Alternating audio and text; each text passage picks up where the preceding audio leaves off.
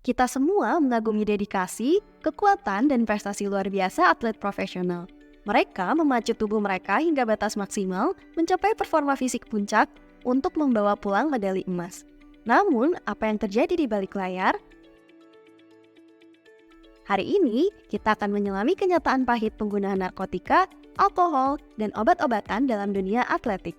Kita akan mengeksplorasi motivasi, bahaya, dan konsekuensi yang menghancurkan dari zat-zat ini terhadap karir dan kesehatan atlet. Narkotika. Narkotika merupakan pereda nyeri yang kuat ini dapat sangat membuat ketagihan. Atlet dengan cedera kronis mungkin menyalahgunakannya untuk menutupi rasa sakit dan terus berlatih dengan kecepatan yang tidak realistis. Hal ini dapat menyebabkan komplikasi kesehatan yang parah, bahkan kegagalan organ. Berdasarkan Undang-Undang Nomor 35 Tahun 2009, jenis narkotika dibagi ke dalam 3 kelompok, yaitu narkotika golongan 1, golongan 2, dan golongan 3. Narkotika golongan 1, narkotika yang berbahaya. Zat adiktifnya sangat tinggi dan tidak untuk digunakan dengan kepentingan apapun, kecuali untuk ilmu pengetahuan dan penelitian. Contohnya, ganja, heroin, kokain, morfin, opium, dan lain-lain. Narkotika golongan 2, narkotika yang memiliki daya adiktif kuat, memiliki manfaat untuk pengobatan dan penelitian. Contohnya adalah petidin dan turunannya, benzitidin, betametadol, dan lain-lain. Narkotika golongan 3, narkotika yang memiliki daya adiktif ringan, tetapi bermanfaat untuk pengobatan dan penelitian. Contohnya adalah kodein. Psikotropika. Psikotropika adalah zat atau obat bukan narkotika, baik alamiah maupun sintetis, bukan yang berkhasiat psikoaktif melalui pengaruh selektif pada susunan saraf pusat yang menyebabkan perubahan khas pada aktivitas mental dan perilaku. Dibedakan menjadi beberapa golongan, yaitu psikotropika golongan 1 adalah psikotropika dengan daya adiktif yang sangat kuat, namun belum diketahui manfaat untuk pengobatan. Contohnya adalah MDMA, ekstasi, LSD, dan DOM. Psikotropika golongan 2 adalah psikotropika dengan daya adiktif kuat serta berguna untuk pengobatan dan penelitian. Contohnya adalah amfetamin, metamfetamin, dan metakualon. Psikotropika golongan 3 merupakan psikotropika yang berkhasiat dalam pengobatan dan banyak digunakan dalam terapi, serta mempunyai potensi sedang mengakibatkan sindroma ketergantungan. Contohnya adalah pentobarbital. Psikotropika golongan 4 adalah psikotropika yang berkhasiat untuk pengobatan dan sangat luas digunakan dalam terapi dan untuk tujuan ilmu pengetahuan. Juga berpotensi ringan mengakibatkan sindrom ketergantungan. Contohnya adalah diazepam. Golongan adiktif lainnya adalah zat-zat selain narkotika dan psikotropika yang dapat menimbulkan ketergantungan. Contohnya, rokok, kelompok alkohol dan minuman lain yang memabukkan dan menimbulkan ketagihan, seperti lem kayu, penghapus cair, aseton, cat, bensin yang bila dihisap, dihirup, dan dicium dapat memabukkan.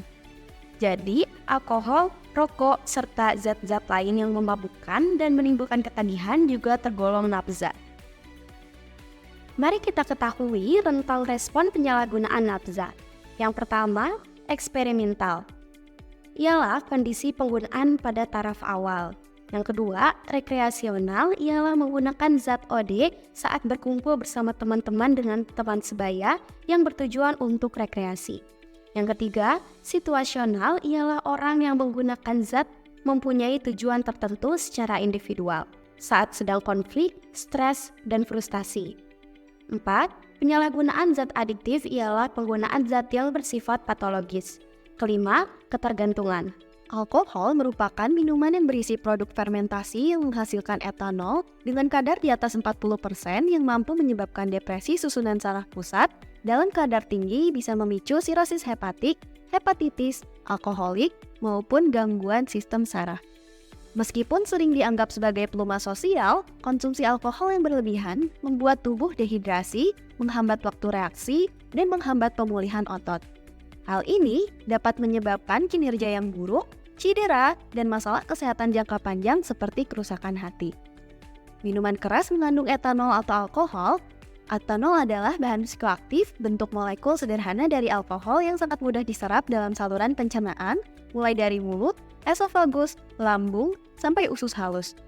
Daerah paling banyak menyerap alkohol adalah bagian proksimal usus halus.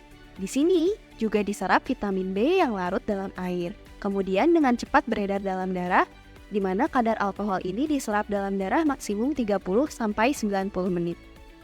Konsumsi alkohol pada anak dan remaja dipengaruhi oleh beberapa faktor, di antaranya pengetahuan yang kurang terhadap bahayanya alkohol, lingkungan yang mendukung, terbiasa konsumsi atau melihat orang yang mengkonsumsi alkohol, dan pengaruh teman sebaya.